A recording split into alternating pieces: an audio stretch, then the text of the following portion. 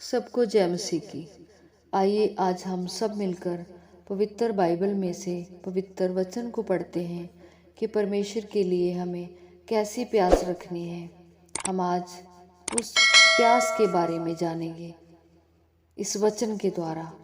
Daniel 6 उसके 10 आयत में लिखा है, जब दानियल को मालूम हुआ कि उस पत्र पर हस्ताक्षर किया गया है, तब वह अपने घर में गया जिसकी उपरौठी कोठरी की खिड़कियां यरूशलेम के सामने खुली रहती थी, और अपनी रीति के अनुसार जैसा वह दिन में 3 बार अपने परमेश्वर के सामने घुटने टेक कर प्रार्थना और धन्यवाद करता था, वैसा ही तब भी करता रहा।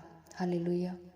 मेरे प्रियो, परमेश्वर के लिए प्यास रखें, परमेश्वर की हजूरी में जाने की, प्रार्थना करने की, वचन पढ़ने की, उपवास रखने की प्यास रखें। हालेलुया।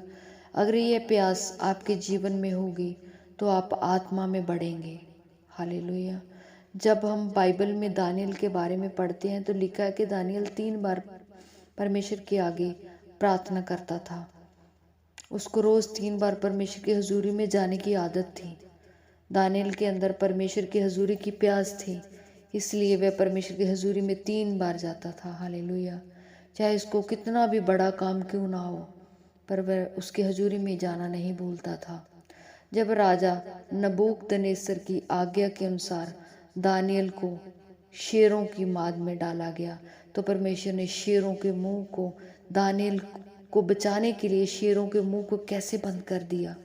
इसका यही कारण था कि दानियल लगातार परमेश्वर की हजूरी में बना रहता था और परमेश्वर के लिए अपनी प्यास को ख़त्म नहीं होने देता था। हालेलुया।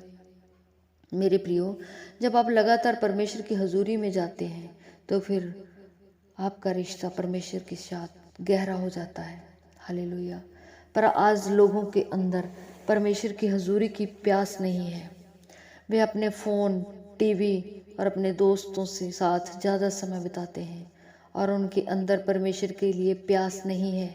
वे प्रार्थना में नहीं बैठते, वचन को नहीं पढ़ते। वे बहाने बनाते हैं कि हमारे पास समय नहीं है। हालेलुया।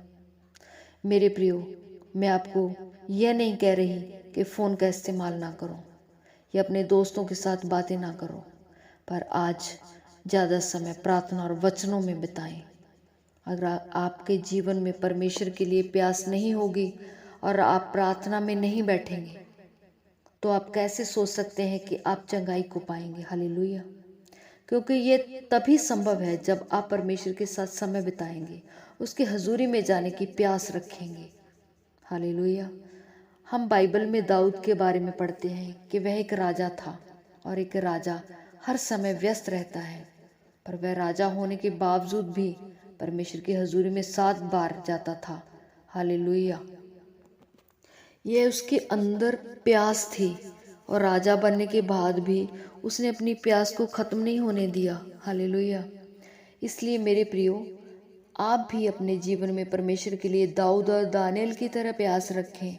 चाहे आप अपने जीवन में कितने भी व्यस्त क्यों ना हो, पर परमेश्वर के लिए ज़रूर समय निकालें। तब परमेश्वर आपकी प्यास और वफादारी को देखेगा और आपको ऊंचा और आशीषित करेगा। सब मिलकर बोलो आमीन, आमीन। हमारे YouTube चैनल को सब्सक्राइब करें ताकि आप परमेश्वर के गहरे भेदों को जान सकें कि कैसे आप परमेश्वर में बढ़ सकते हैं, कैसे आप दुष्ट आत्माओं से, नशों से, बीमारियों से और वंशों के श्रापों से आजाद हो सकते हैं।